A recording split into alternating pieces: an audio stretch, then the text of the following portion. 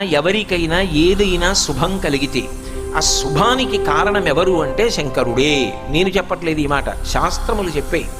శుభములన్నీ కుప్పలు తెప్పలుగా ఆయన పాదముల దగ్గర పడి ఉంటాయిట. ఆయన అనుగ్రహించాడు అనుకోండి, ఓసారి ఇలా అంటాడు అంటే అది ఎగిరి వెళ్ళి ఇంటికి తోరణంగా పట్టుకుంటాడు.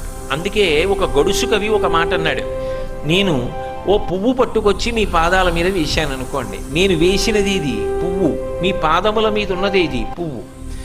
నేను ఒక పువ్వు పట్టుకెళ్ళి మల్లికార్జున లింగం మీద వేశాను అనుకోండి, పరమ ప్రేమతో వేశాను అనుకోండి, ఆ పువ్వు ఓ ఏడాది తర్వాత నా ఇంటి మనవడు. నేను ప్రేమతో వేసిన పువ్వు 2 ఏళ్ల తర్వాత నా ఇంట్లో మనవరాలు. నేను ప్రేమతో వేసిన పువ్వు నేను కట్టుకునే ఒక ఇల్లు. నేను వేసిన పువ్వు నాలో కలిగేటటువంటి భక్తి.